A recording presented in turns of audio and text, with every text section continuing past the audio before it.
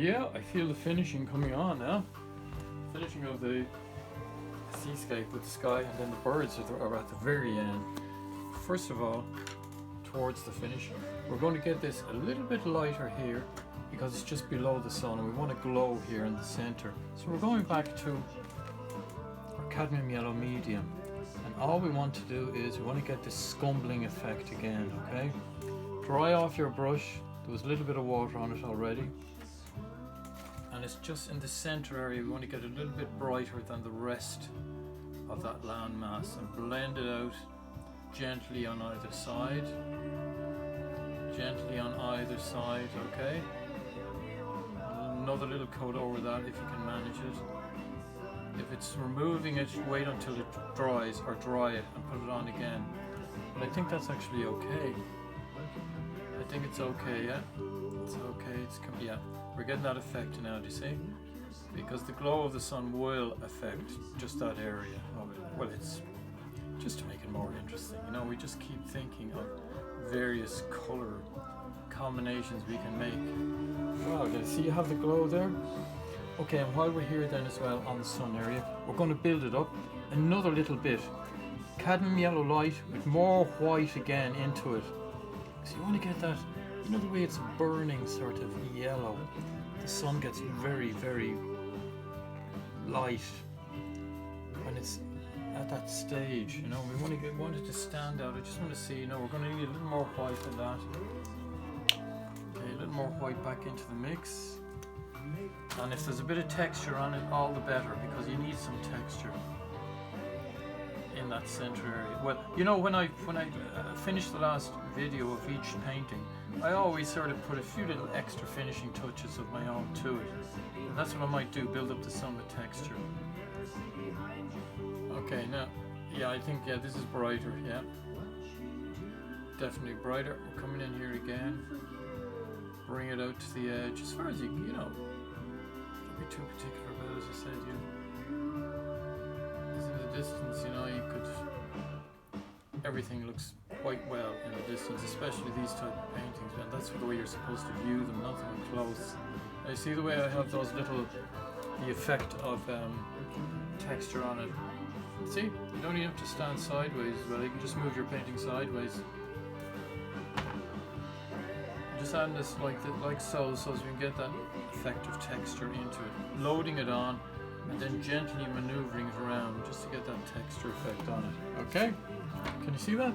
And we're going to follow through as well on a few of these, not all of them.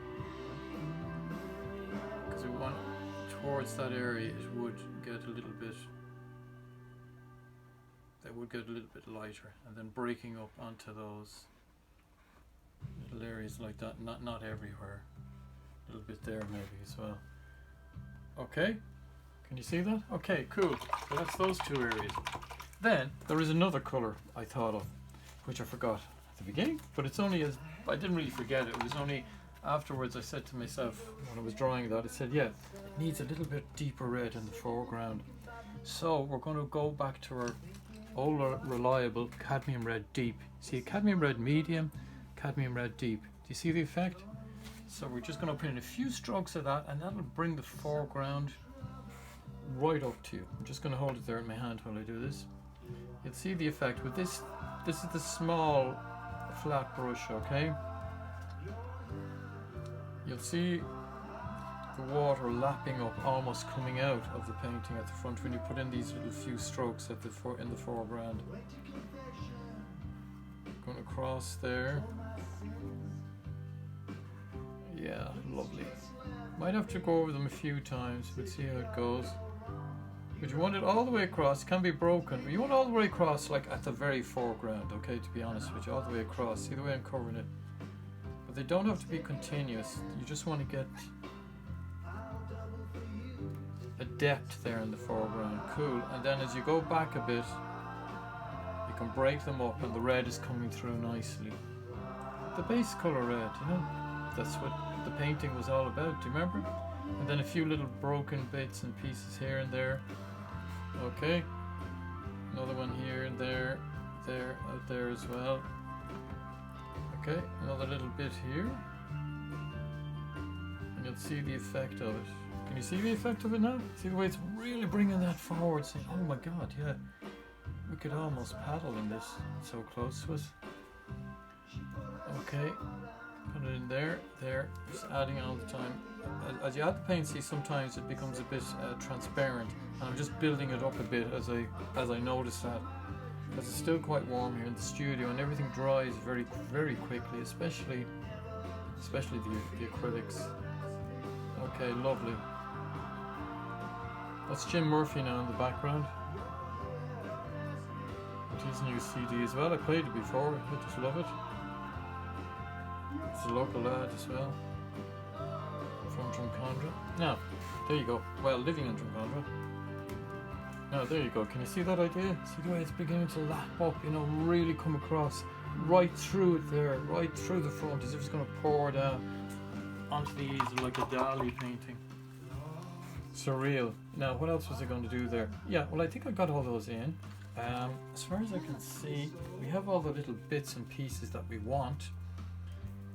What we can do then is, we just need another little, to bring up that yellow, just another little bit as well, another little bit of white, just a tiny bit around it, okay? To get that light tone around it. Put some more white into it, your cadmium yellow, behind the sun, okay?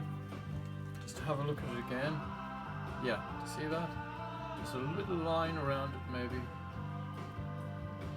Like that. Just to get that little bit of glow, and to move in as close as you can into the sun. It doesn't matter if you leave a little bit of delineation, a little bit of line, because visually sometimes you actually do see a little line around the sun. Now do you see that? And then just a few little strokes out from that. A few little strokes. Nothing elaborate, don't even think about them, okay? Now, can you see that? Brings that out, brings that glow out, okay? And we have our dark red there, cadmium red deep. Just to balance it up a bit, I can see I'm going to bring another little bit out here into the red. Maybe lengthen that one as well there a bit. Bring it out there. Again, up there. A little bit there. And there, down at the bottom. And a little bit there. Okay. Then when we see all of that, we say to ourselves we're missing one thing, and that's the little birdies. So we're going to have to get a thin brush for that, which I have here. This one is probably a bit too thin. Kiko would be really impressed with me if I use that one, but it's a bit too thin for me. And we're going to use the manganese blue again, and just add a little bit of this time a tiny little bit of pink to it, just to change it slightly, because we don't want to whiten it too much. You know, just picking the pink. You know, you don't just in most of my paintings that portrait pink is my white. To be honest with you, I don't really use white an awful lot. It wouldn't really go well with the yellows there, is because we wanted it to contrast in the sky, so we wanted to keep that purely yellow and white. Now add a little bit of water to that. And the idea with these fellas are, if I put it up like this, I've shown you these ideas before about the birds. In the distance, they're like little V's like that, okay? Can you see that? Sorry, can you see it? And then some of them up closer are like this, okay? And some of them on the side that is shorter, like that, and then they come down like that. Can you see that? These are just little, almost stylized birds. You know, they're not exact.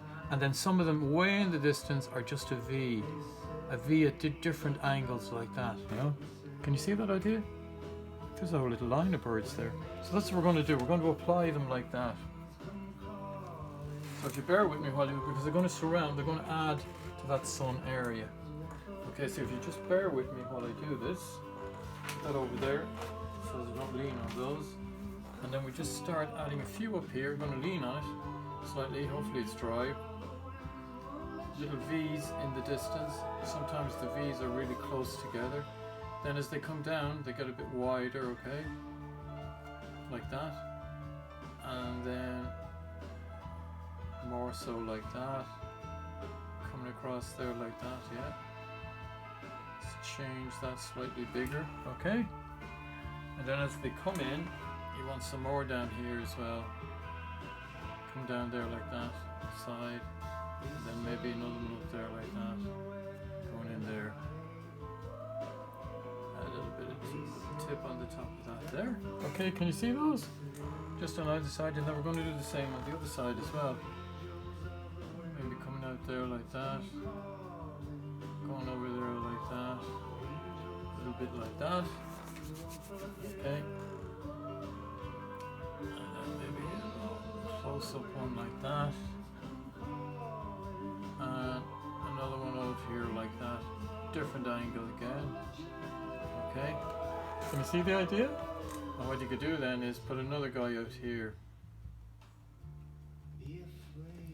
Just to break them up a little bit. At least they're scattering around the sun. You know the way you see them scattering around the sun?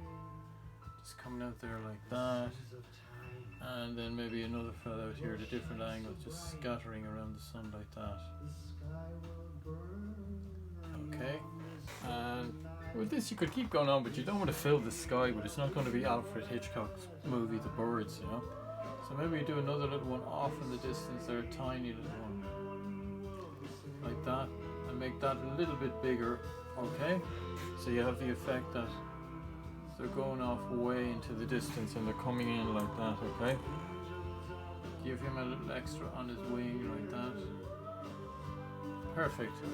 And then the same with this guy here as well. We have another one, say, out here going off into the distance. Tiny little wing like that. And I think that's basically it. I don't think we can add any more birds to that. Because if we add any more birds that look a bit too maybe crowded. Okay, we put another one up here just to see. You can see, put another one up there like that. Just to balance it a bit more. And maybe another guy out here like so, okay? Slightly bent like that, just to make it slightly different, okay? I think we have enough there. I don't think we need any more. So what we're going to do is we're going to have a look overall and say to ourselves, is it finished or is it unfinished? And that is the most difficult thing to do with a painting, to finish it. So what we're going to do is, I see one more thing I want to do, because you will as well. I'm just doing this for ye, as you know, but I think I see one more little bit that I want to put in, and that is I want to put in a little bit of pink on the horizon.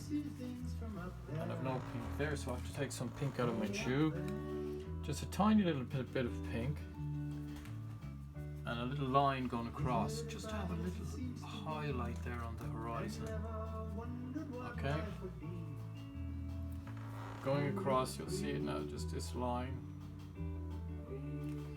It can be broken, it doesn't have to be continuous.